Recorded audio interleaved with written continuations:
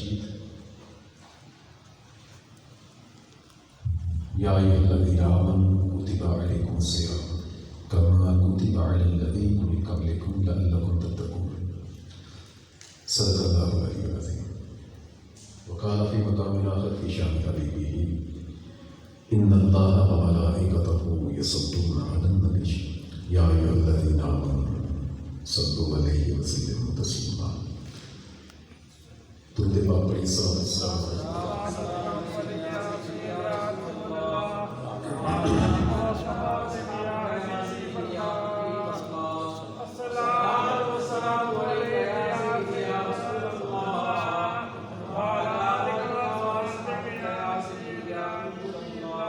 مولاي صل وسلم دائما سرمدا على حبيبك خير الخلق كلهم منزها عن شرك في محاسنه فجوهر الحسن فيه غير منكسر.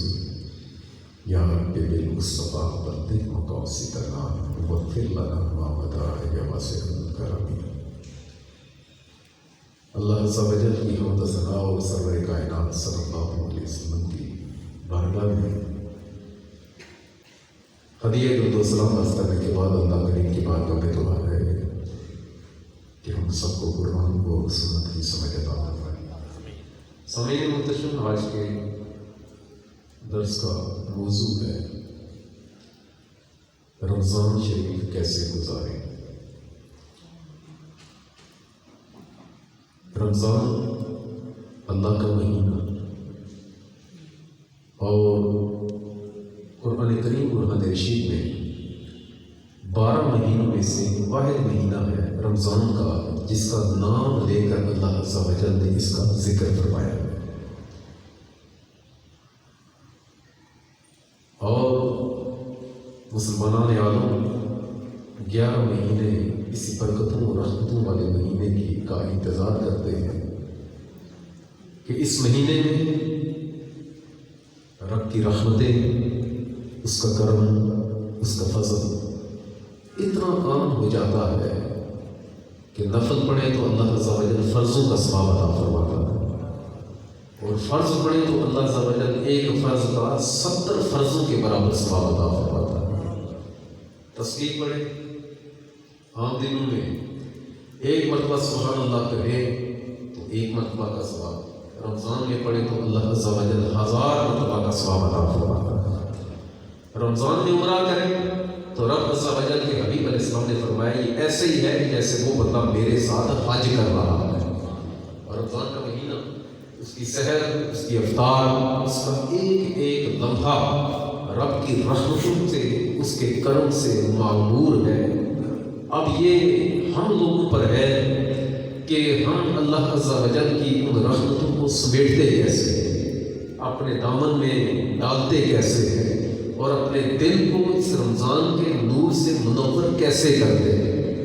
بزرگوں کا طریقہ کار یہ تھا، بلکہ سرکار دو عالم صلی اللہ علیہ وآلہ وسلم کا ایک طریقہ تھا کہ رمضان شریف آتا تو سرکار دو عالم صلی اللہ علیہ وسلم کا خود بھی اور صحابہ کا بھی عمل تھا کہ باقی معاملات جو ہوتے تھے وہ سمیٹ لیتے تھے. رمضان سے پہلے قیدیوں کو آزاد کرنا ہوتا تو آزاد کرتے تھے، جن کے لین دین کے معاملات ہوتے وہ کلیئر کر لیتے. اس میں حکمت یہ تھی کہ رمضان کا مہینہ آئے تو رمضان کے مہینے میں پوری توجہ کے ساتھ اپنے رب کو یاد کیا جائے. سارا دن ایک بندہ روزہ رکھتا ہے اور رات کو بندہ جب ایمان اور احتساب یعنی رب کی رضا کے لیے جب قیام کرتا ہے تو اللہ کے حبیب نے ارشاد فرمایا کہ اللہ اس بندے کی مغفرت فرما دیتا ہے. جس کا ایمان سلامت ہے، اس کا عقیدہ درست ہے، تو رمضان ایک ایسا اللہ کا کرم ہے کہ اللہ عز و جل اس کی برکت، اس کے صدقے بڑے بڑے گنہگاروں کو اللہ عز و جل اس کی مغفرت فرما دیتا ہے. اور یہ رمضان اس کا اللہ عز و جل نے یہ جو قرآن میں ارشاد فرمایا کتب علیکم الصیام کما کتب علی الذین من قبلکم لعلکم تتقون. تم ڈرو نہیں، تم پر روزے فرض کیے گئے ہیں، ڈرو نہیں، یہ کوئی نئی بات نہیں. تم پر ایسے فرض کیے گئے ہیں جیسے یہود و نصارہ پر فرض کیے گئے تھے، جیسے پہلی امتوں پر. کما کتب علی الذین من قبلکم، تم سے پہلے جو گزرے ہیں ان پر بھی ہم نے بھی رکھتے ہیں ہفتے کے دن کا، تو سارا بھی روزہ رکھتے ہیں، اور جس طرح ان پر فرض کیے گئے تھے اس طرح تم پر بھی فرض کیے گئے، تمہیں گھبرانے کی ضرورت نہیں، تم روزہ رکھو گے، تم اپنے نفس کو مارو گے، تم بھوکے پیاسے رہو گے، تم اپنے نفس کو بری خواہشات سے بچاؤ گے، اپنی زبان کو، اپنے ہاتھوں کو، اپنی آنکھوں کو، کانوں کو، جسم کے اعضاء کو گناہوں سے بچاؤ گے، تو اللہ عز و جل تمہیں تقوی کا نور عطا فرمائے گا۔ وَلِمَنْ خَافَ مَقَامَ رَبِّهِ جَنَّتَانِ، اس بندے کو جس کے سینے میں رب کا خوف ہے، اللہ ایک نہیں، اللہ اسے 2 جنتیں عطا فرمائے گا۔ تو رمضان کا مہینہ سرکار دو عالم صلی اللہ علیہ وسلم کی حدیث مبارکہ کا مفہوم ہے کہ وہ بندہ بدبخت ہے، بندہ بدبخت ہے، خوش بخت نہیں، وہ بدبخت ہے، وہ دتکارا ہے، وہ کتنا بدقسمت ہے کہ جس کو رمضان ملا اور رمضان میں اپنی مغفرت نہ کروا سکے، کیونکہ یہ ہے ہی مغفرت کا مہینہ۔ آقا نے ارشاد فرمایا کہ رمضان کے مہینے میں 2 چیزوں کے ذریعے اللہ کو جو ہے خوش کرو۔ آقا وہ کون سی چیزیں؟ فرمایا ایک تو لا الہ الا اللہ کی کثرت کرو، اور دوسرا رب سے معافی مانگو، استغفار کرو، تمہارا اللہ تم سے راضی ہو جائے گا۔ اور 2 چیزیں اللہ سے ضرور مانگو جسے رضا ہے ہی نہیں۔ آقا وہ کون سی؟ فرمایا اللہ سے جنت کو مانگنا اور جہنم سے آزادی مانگنا، اللہ خوش بھی ہو جائے گا، جنت بھی عطا کرے گا اور جہنم سے آزادی بھی عطا فرمائے گا۔ یہ رمضان جو ہے اس کو نور کہا گیا۔ اللہ نے ارشاد فرمایا، حدیث قدسی کا مفہوم ہے کہ اگر امت محمدی کو میں نے عذاب دینا ہوتا تو انہیں 2 نور عطا کرتا۔ بولا کون سے نور؟ ارشاد فرمایا نہ قرآن کا نور عطا کرتا، نہ رمضان کا نور عطا کرتا۔ اور یہ رمضان اور یہ قرآن بروز قیامت اللہ عز و جل نے قوت گویائی عطا فرمائی، یہ بولیں گے اور اس بندے کے ایمان کی گواہی دیں گے جس نے قرآن کو پڑھا، رمضان کا ادب کیا، رب کی بارگاہ میں عرض کریں گے مولا اس بندے نے ہمارا احترام کیا ہے تو اس کی مغفرت فرما دے۔ اور اللہ عز و جل کی شفاعت کے مفہوم بتا رہا ہوں حدیث کا اپنے الفاظ میں۔ تو رمضان کا مہینہ برکتوں والا ہے، اس کو ہم گزارے کر سکتے۔ بعض اوقات غفلت میں ہم لوگ اس رمضان کے مہینے کی برکات کو ضائع کرتے ہیں، باوجود بھوکا رہنے کے، پیاسا رہنے کے، ہمارا نام ان لوگوں کی فہرست میں آ جاتا ہے کہ جن کے بارے میں اللہ کے حبیب نے ارشاد فرمایا کہ جو بندہ رمضان کا مہینہ، جو بندہ روزہ رکھے اور گناہوں سے نہ بچے، اس کے بھوکا پیاسا رہنے کی اللہ کو کوئی پرواہ نہیں۔ بات وجہ سے جو بندہ روزہ رکھے اور گناہ نہ چھوڑے، اللہ کے حبیب نے ارشاد فرمایا کہ اس کے بھوکا پیاسا رہنے کی اللہ کو کوئی پرواہ نہیں۔ اور اس کے برعکس وہ بندہ جو روزہ رکھے، بھوک کی وجہ سے منہ سے بدبو آتی ہے، لیکن رب عز و جل کی بارگاہ میں وہ جو بدبو ہے وہ مشک و عنبر کی خوشبو سے بھی زیادہ پاک ہے۔ وہ بندہ جو اللہ کی رضا کے لیے روزہ رکھتا ہے، حتیٰ کہ وہ سوتا ہے تو اس کی ہڈیاں کی تسبیح کرتی ہے اور ثواب اللہ عز و جل اس بندے کو عطا کرتا ہے۔ اور جو بندہ ایمان احتساب کی نیت سے رب کو راضی کرنے کے لیے روزہ رکھتا ہے، گناہ سے بچتا ہے، وہ سانس لیتا ہے تو اللہ عز و جل سانس پر بھی نیکیاں عطا کرتا ہے۔ تو بندہ جاگتا ہے تو جاگتے ہوئے اگر گناہ نہ کرے، گناہ کے سے بچنے کی نیت سے وہ جاگ رہا ہے، کچھ پڑھے نہ پڑھے، گناہ سے بچ رہا ہے، اپنے گھر میں اس لیے بیٹھا ہے کہ باہر نہیں جاؤں کہ گناہ نہ ہو جائے، اس جاگنے پر بھی اللہ نیکیاں عطا کرتا ہے، اس جاگنے پر بھی اللہ عز و جل نیکیاں عطا کرتا ہے۔ آقا نے ارشاد فرمایا کہ روزانہ اللہ عز و جل گنہگاروں کی مغفرت فرماتا ہے، اور روزانہ افطار کے وقت 10 لاکھ جہنمیوں کو جہنم سے آزاد کرتا ہے۔ کہنے والے نے پوچھا، عرض کی بندے خدا، اے بندہ نواز، کیا یہ لیلۃ القدر کے ساتھ خاص ہے کہ لیلۃ القدر میں جو اتنے بندے آزاد ہوں گے؟ آقا نے فرمایا نہیں، وہ مقام اپنی جگہ، وہ ثواب اپنی جگہ، وہ کرم رب کا اپنی جگہ، لیکن جو بندہ جو رمضان کا مہینہ ہے، اللہ عز و جل روزانہ 10 لاکھ جہنمیوں کو جہنم سے آزادی افطاری کے وقت عطا فرماتا ہے۔ اور اللہ عز و جل ان پورے مہینے میں جو آزاد لوگوں کو کرتا ہے، ان سب کی تعداد کے برابر آخری رات میں اللہ عز و جل آزادی عطا فرما۔ رمضان کا مہینہ ایک تو معروف ہے، ہم لوگ روزہ رکھتے ہیں، اس کا ٹائم جو ہے وہ طلوع فجر کے پہلے سے لے کر غروب آفتاب کے بعد، ایک تو یہ۔ اب روزہ صرف یہ نہیں کہ آپ نے کھانے پینے سے منہ بند کر دیا، ظاہر تو روزے کی ڈیفینیشن یہ ہے کہ اپنے آپ کو کھانے پینے سے اور قصداً اپنے آپ پر غسل فرض ہونے سے اپنے آپ کو جو ہے بچا کر رکھنے کا نام روزہ ہے۔ اپنے آپ کو بچا کر رکھنے کا نام روزہ، ظاہر اس کی ڈیفینیشن یہ ہے۔ آقا نے ارشاد فرمایا، سرکار دو عالم صلی اللہ علیہ وسلم کی بارگاہ میں دو بچیوں کو لایا گیا تو عرض کی گئی آقا یہ روزہ اس بار، آقا نے ارشاد فرمایا، عرض کی آقا کہ یہ روزہ دار ہے، آقا نے ارشاد فرمایا کہ روزہ ہی نہیں، عرض کی آقا نے کھایا بھی نہیں تو کچھ نہیں ہے، فرمایا منہ میں انگلی ڈالو، حضرت نے انگلی ڈالی، انہیں الٹی ہوئی تو گوشت کے لطفے باہر آئے، آقا نے ارشاد فرمایا یہ کیا ہے؟ انہوں نے تو گوشت کھایا ہے، عرض کی آقا میں نے گوشت نہیں کھایا، ارشاد فرمایا ابھی تو بیٹھ کر فلاں بندے کی غیبت کر رہی تھی۔ بندہ روزہ رکھے اور گناہ نہ چھوڑے، جھوٹ نہ چھوڑے، غیبت نہ چھوڑے، چغلی نہ چھوڑے، ریاکاری نہ چھوڑے، وہ بندہ جو ہے وہ حرام خوری نہ چھوڑے، بدنگاہی نہ چھوڑے، آقا نے ارشاد فرمایا ایسے بندے کا بھوکا پیاسا رہنا اس کی رب کو کوئی پرواہ نہیں۔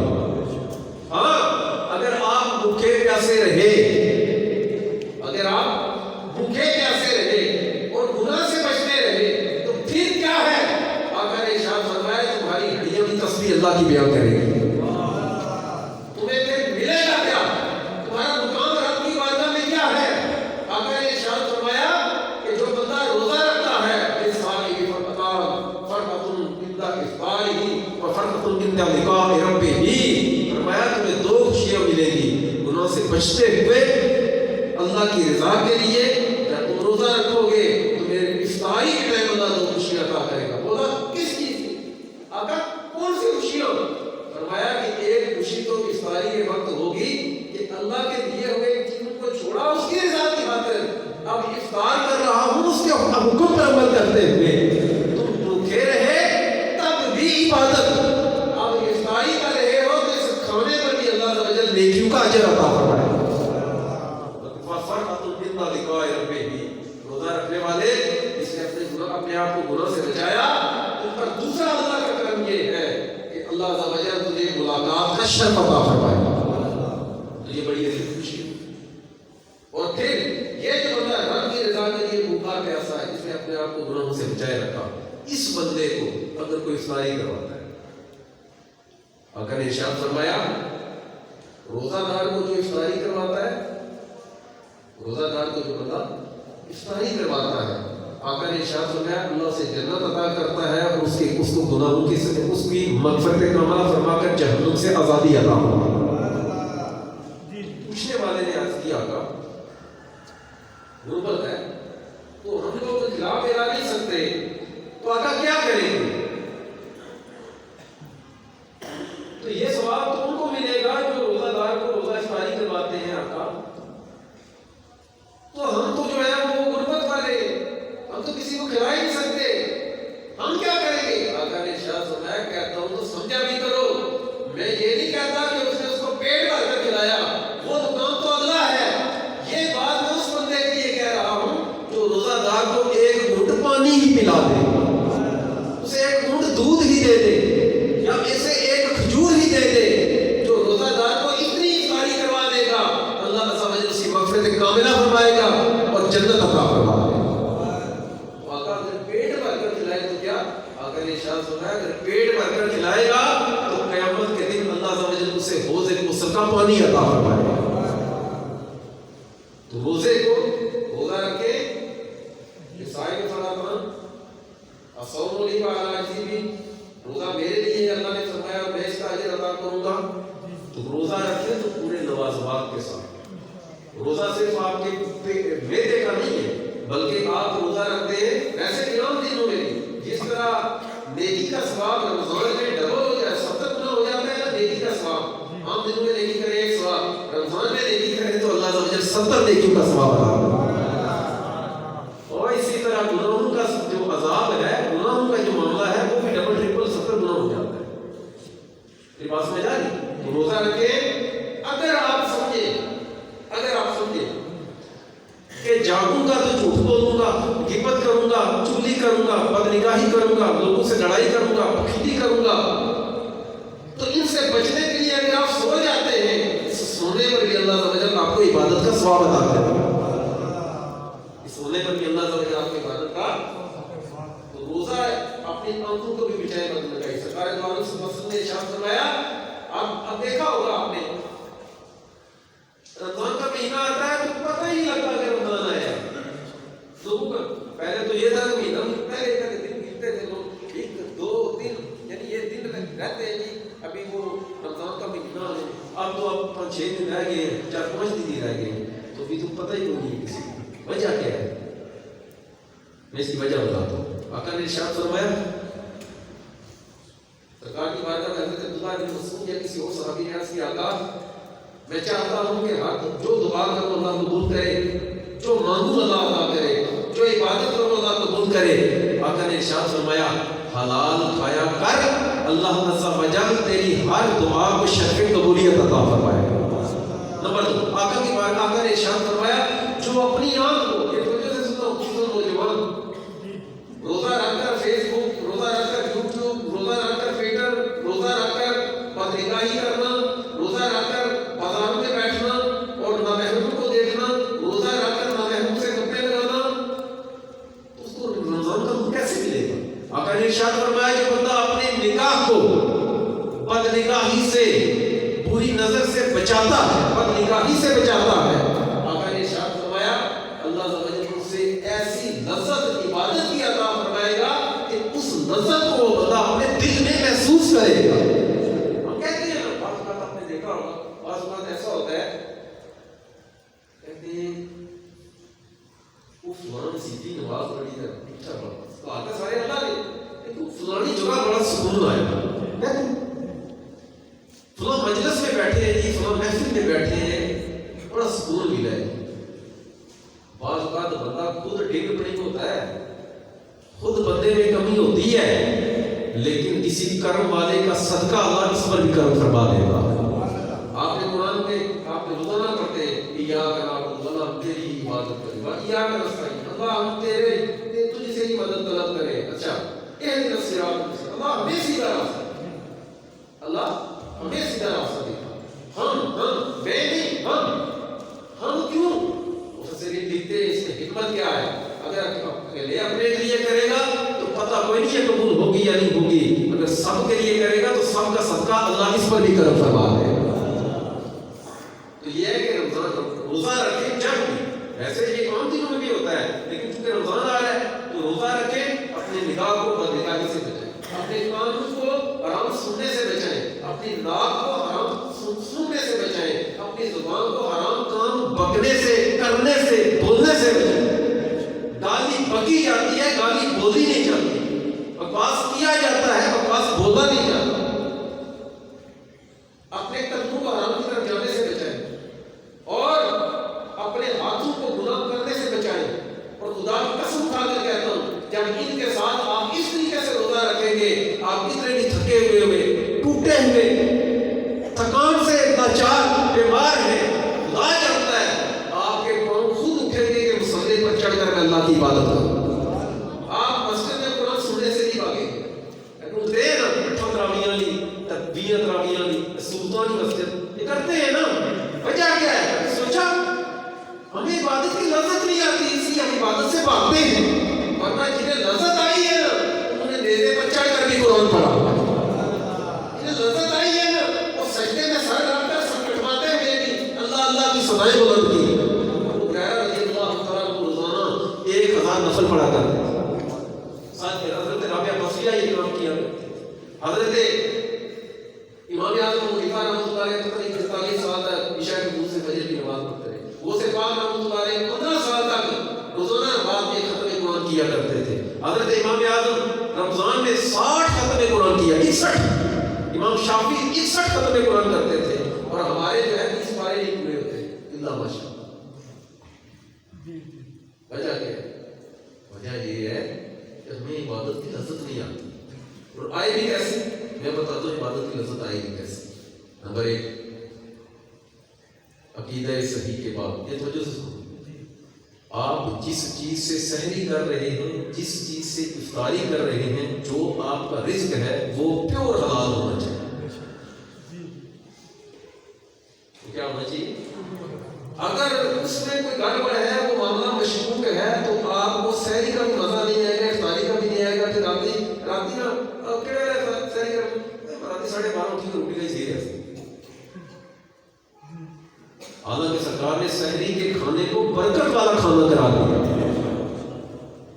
سحری کو کھانا، سحری چھوڑنا، سحری کو اہمیت نہ دینا بعض حقوق میں گناہ ہے، لیکن سحری کے وقت جو بندہ کھانا کھاتا ہے اس کھانے پر بھی اللہ عز و جل ثواب عطا کرتا ہے۔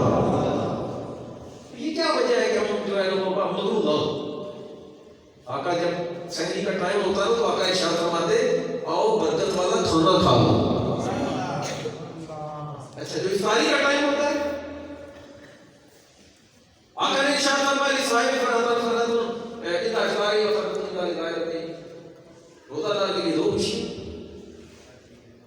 ایک تو افطاری کے وقت کی خوشی، ہم روزہ جب کھولتے ہیں نا، روزہ جب کھولتے ہیں تو اس وقت یہ خوشی کا معاملہ ہوتا ہے جب دل کے ساتھ اس کا تعلق ہوتا ہے۔ کون سا تعلق ہوتا ہے؟ یہ آپ کو پتا ہوگا کہ خوشی ہے یا نہیں۔ اگر تو آپ کو اس ٹائم خوشی محسوس ہو کہ مولا تیرے ہی کہنے پر رکے تھے، تیرے ہی کہنے پر کھا رہے ہیں، دل ہو گیا ہے خوش، تو سمجھ لو کہ رب راضی ہو گیا ہے، اور قبولیت ہو گئی۔ کیونکہ مشکات میں آتا ارشاد میں سب کی نکل اپنے دل سے فتویٰ بھی لیا کرو، آقا نیکی کیا ہے اور گناہ کی کیا پہچان ہے۔ آقا نے ارشاد فرمایا ما خاک فی نفس، جڑا کم کرے گا تو اس نے دل ہے کھٹتا رہا ہے نا کہ میں کیتا کیا ہے، کسی کو پتہ چل گیا تو بڑی بےزتی ہوگی۔ ما خاک فی نفس، جو تیرے دل میں کھٹ گئے وہ گناہ ہے، اور جسے کر کے دل خوش ہو جائے سمجھ لے کہ اللہ راضی ہوگا۔ بڑے سے بڑا ڈاکو، چور، شرابی، زانی، کوئی بندہ بھی ڈاکو ڈاکہ مار کر خوش نہیں ہوتے، دل ان کا غمگین ہوتا ہے، مگر بعض صورتوں میں وہ کہتے ہیں ہماری مجبوری بن گئی ہے، ہم نہ کریں تو کیا کریں۔ کوئی بندہ بھی دنیا میں کوئی بندہ گناہ کرتا ہے تو اس کا دل کبھی خوش نہیں ہوتا۔ آپ دیکھیں قتل، زنا، شراب، چوری، ڈکیتی، جھوٹ، غیبت، چغلی، مکاری، فراڈ، دھوکہ، یہودیوں کے نزدیک یہ غلط ہے، عیسائی سے غلط کہتے ہیں، مجوسی بھی سے غلط کہتے ہیں، بدھزم میں بھی اس کو غلط کہا گیا، ہندو بھی اس کو غلط کہتے ہیں۔ یہ تو نہیں ہے کہ صرف مسلمانوں میں یہ ہے، یہ کہتے ہیں یونیورسل ٹروتھ، یعنی یہ ایک عالمگیر سچائی ہے کہ دنیا کے ہر مذہب میں برائی کو برائی ہی کہا گیا، یہ اخلاقیات میں جو اس طرح کی چیز۔ تو میرا کہنے کا مقصد یہ ہے کہ آپ کا سب سے پہلے آپ کا کھانا حلال کا ہونا چاہیے۔ کھانا نمبر 2، آپ کی نیت ہونی چاہیے کہ میرا اللہ مجھ سے راضی ہو جائے۔ میرا روزہ، اچھا یہ شب برات کا روزہ آتا ہے، شب معراج کا روزہ ہوتا ہے، تو جنہوں نے رکھا ہوتا ہے نا، سب کی بات نہیں کرتا، جنہوں نے رکھا ہوتا ہے نا تو وہ پڑھتے رہتے ہیں مجھے وہ بندہ ملے جسے رکھا نہیں ہے۔ میرا تھوڑا روزہ تو نہیں، روزہ نہیں ہے رکھا، وہ بھائی نفلی روزہ ہے، دل کرے تو رکھے، نہیں کرے تو نہ رکھے۔ تو نے رکھ لیا ہے تو بس شکر کر اللہ نے تجھے توفیق عطا فرمائی۔ تو بندے نے ڈھونڈے دل میں یہ ہو، یہ فرمایا نا آقا نے ارشاد فرمایا روزہ عبادت کا دروازہ ہے، تو جس نے رکھا ہوا ہے اسے رکھا، جس نے نہیں رکھا ہوا اس کو مت ہٹانے کی نظر سے دیکھو، اس کو ذلیل مت کرو۔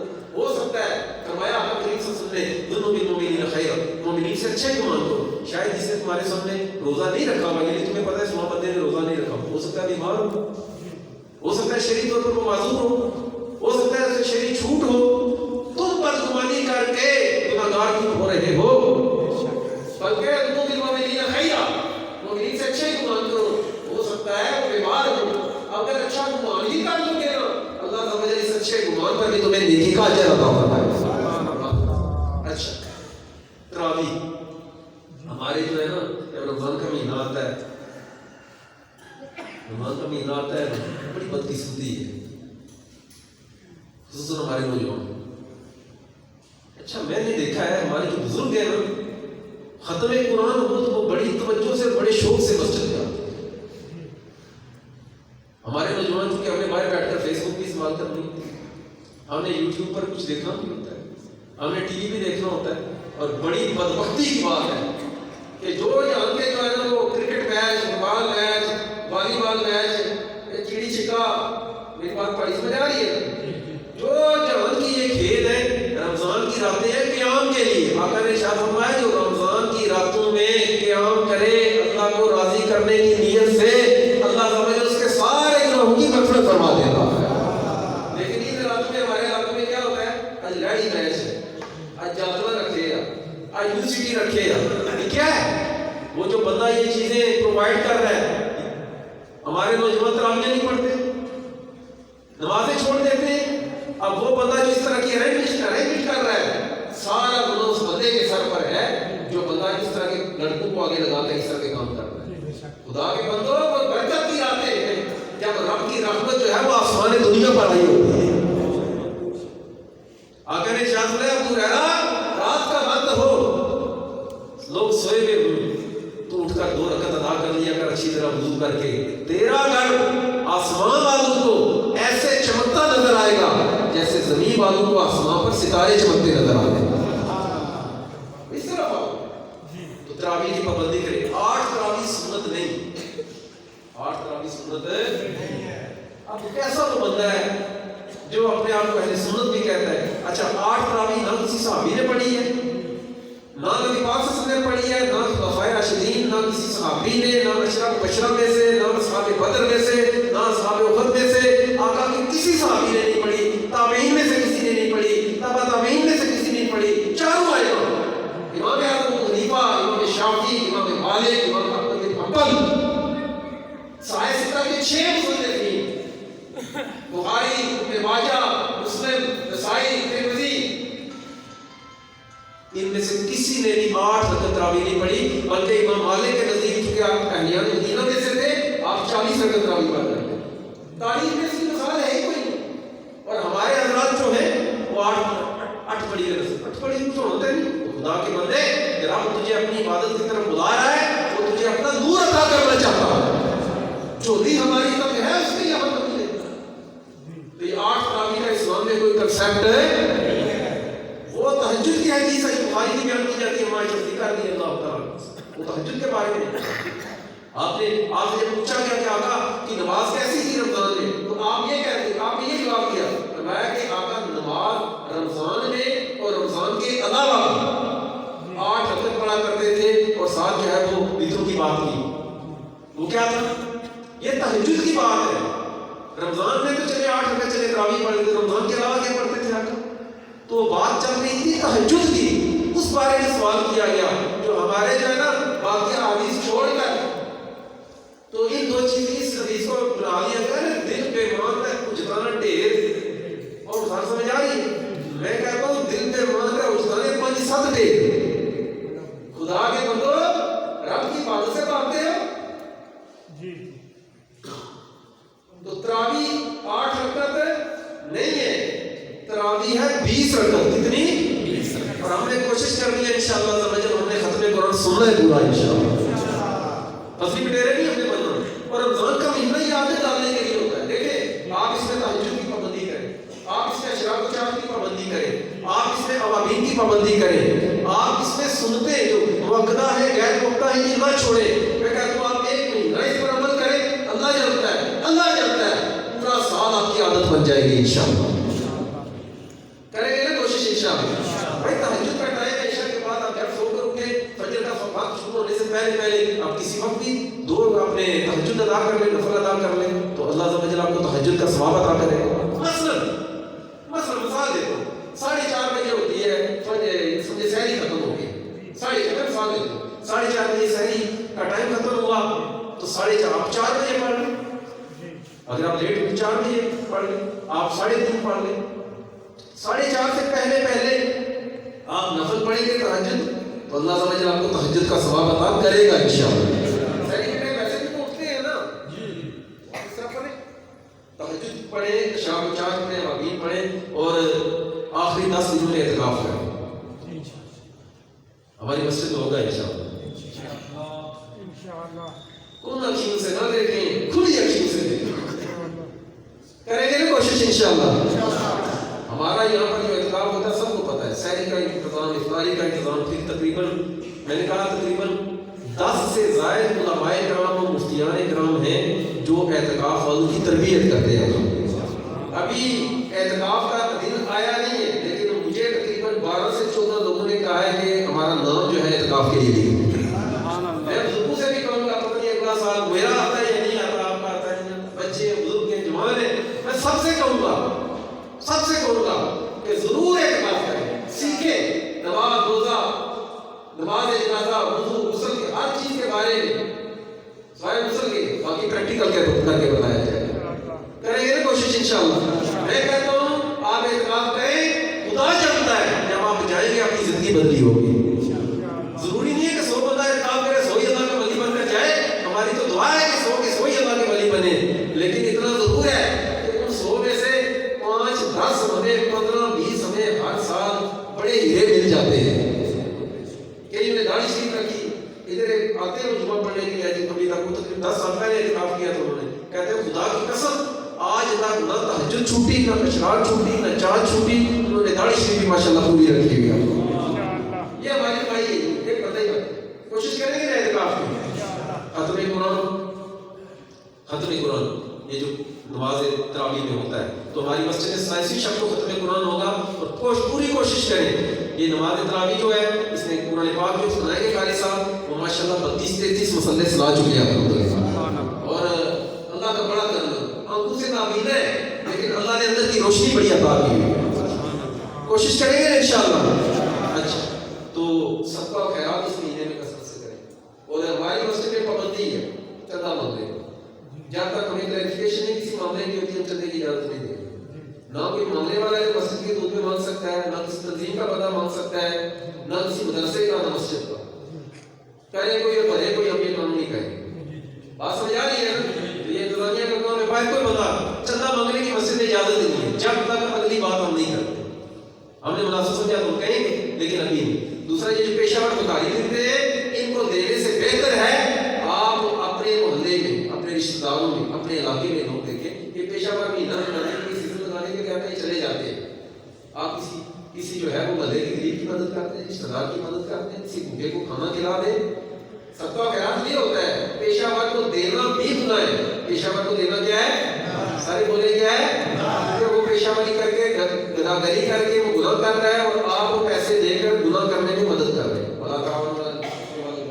اللہ نے ارشاد کیا گناہ کے کاموں میں ایک دوسرے کی مدد مت کرو، اپنے آپ کو وعدہ خلافی سے بچائیں، بد اخلاقی سے بچائیں، بد نگاہی سے بچائیں، بری صحبت سے بچائیں، اچھے لوگوں کے پاس بیٹھیں، رزق حلال کی طرف توجہ دیں، سحر و افطار کا انتظام کریں۔ آقا نے ارشاد فرمایا جو بندہ مسلمان کو پیٹ بھر کر روزہ دار کو کھلائے گا اللہ قیامت کے دن اسے حوض کوثر پانی عطا فرمائے گا۔ تو یہ جو ہے ختم قرآن کا میں نے اعلان کیا ہے، روزانہ فجر کے بعد انشاءاللہ ڈیلی درس ہوگا عقائد اور مسائل کے حوالے سے، مثلا ڈیلی مسائل اور عقائد بھی بیان کیے جائیں گے فجر کی نماز کے فوراً بعد انشاءاللہ عز و جل۔ آخری عشرے کی طاق راتوں میں روزانہ انشاءاللہ عز و جل صلاۃ و تسبیح واجبات ادا کی جائے گی انشاءاللہ، اور روزانہ مسجد میں پورا مہینہ جو ہمارے مزدور حضرات جو افطاری وغیرہ نہیں کر سکتے یا علاقے میں کوئی بندہ افطاری نہیں کر سکتا روزہ دار ہے تو ہماری مسجد کھلی ہے، وہ آئے مہمان بن کر ہم اس کی خدمت کریں گے، افطاری وہ ہماری مسجد میں کریں گے۔ بات سمجھ آئی؟ اگر آپ کو کوئی ملتا ہے مزدور ہے یا کوئی سرد مانگتا ہے مہنگائی بھی زیادہ ہے تو آپ جو ہے اس مسجد میں گئے، میں یہ نہیں کہتا ہم روز کھلائیں گے، ہم بکرا کھلائیں گے، ہم سے اگر پانی بھی میسر ہوا ہم پانی بھی پلائیں گے۔ بات سمجھ آ رہی ہے؟ تو افطاری کا انتظام ڈیلی ہوگا انشاءاللہ۔ چندہ وغیرہ ادھر کوئی نہیں مانگ رہی ہے، لکھی ہوئی یہ چیزیں۔ پہلے جمعے کو رمضان کے پہلے جمعے کو وضو کا پریکٹیکل کروایا جائے گا اور غسل کے بارے میں بتایا جائے گا۔ دوسرے جمعے کو انشاءاللہ نماز کا پریکٹیکل ہوگا انشاءاللہ۔ کر کے بتائیں گے کہ ہم کیسے کرتے ہیں، رکوع کیسے کرتے ہیں، سجدہ کیسے کرتے ہیں۔ تیسرے جمعے کو میت کو غسل دینے کا طریقہ، میت کو کفن پہنانے کا طریقہ بتایا جائے گا، اور چوتھے جمعے کو نماز جنازہ اور عیدین یعنی عید کی نماز کا طریقہ بتایا جائے گا انشاءاللہ۔ رمضان میں کوشش کریں یہ سیرت مصطفیٰ کتاب مکمل سیرت، اس کا کوشش کریں مطالعہ کریں، آقا کی سیرت کے بارے میں بھی پتہ چلے گا اور صورت کے بارے میں بھی پتہ چلے گا انشاءاللہ۔ اور یہ آپ ایک کوثر مفتی امین صاحب میرے دادا استاد ہیں، اور یہ کتاب جو ہے یہ سرکار کی بارگاہ میں مقبول ہے، صرف درود پاک کے فضائل سے متعلق ہے۔ آپ اس کا ایک صفحہ پڑھیں گے دل کرے گا دوسرا بھی پڑھیں۔ یہ کتابیں ان چاروں کتابوں یہ تیسری کتاب ہے نماز کے احکام، وضو، غسل، نماز، روزہ، نماز جنازہ، عیدین، قضا نمازیں، سارا کچھ اس میں ہے۔ تو کوشش کریں یہ کتاب خریدیں، یہ بھی ٹھیک ہے، کوشش کریں گے انشاءاللہ، خریدیں نہیں کو پڑھیں بھی انشاءاللہ۔ اور یہ جو ہے وہ نماز، یہ جو فیضان رمضان، اس میں رمضان کے احترامی کے مسائل، روزے کے مسائل، فطرانے کے مسائل، عیدین کے بارے میں سب کچھ اس میں بتایا گیا ہے، اعتکاف کے فضائل، اعتکاف کے حوالے سے، اور لیلۃ القدر اور دیگر چیزوں کے حوالے سے۔ ان چاروں کتابوں کی بہت زیادہ قیمت بنی، ان چاروں کتابوں کی یہ مکتبۃ المدینہ سے مل جاتی ہے، بہت زیادہ قیمت بنی، بہت زیادہ بنی، 2000 کتنی بن جائے گی؟ یہ خریدیں، گھر میں رکھیں، پڑھیں، سنائیں گھر والوں کو، بچوں کو سنائیں، اللہ آپ کی توفیق عطا فرمائے۔ یہ جو ایک حدیث مبارکہ بیان کی جاتی ہے، ایک صحابی کی گاڑی میں ایک ہی بال تھا اور ایک میں 2 بال تھے، تو سرکار دو عالم سے نے دیکھا کہ وہ فرشتے اس کے ساتھ جھولتے ہیں، آپ نے سنی ہوگی، بہت زیادہ بیان کی جاتی ہے۔ کسی صحابی کی گاڑی میں ایک بال نہیں تھا، یہ بھی حدیث مبارکہ، یہ بھی جو بات ہے یہ بھی من گڑت ہے، بات سمجھ آ رہی ہے؟ بات کی جاتی ہے کہ گاڑی شریف میں ایک بات تھا، فرشتے ان کے ساتھ کھیلتے تھے، جھولتے تھے، یہ ہوتا تھا، وہ ہوتا تھا، ایسی کوئی روایت موجود ہے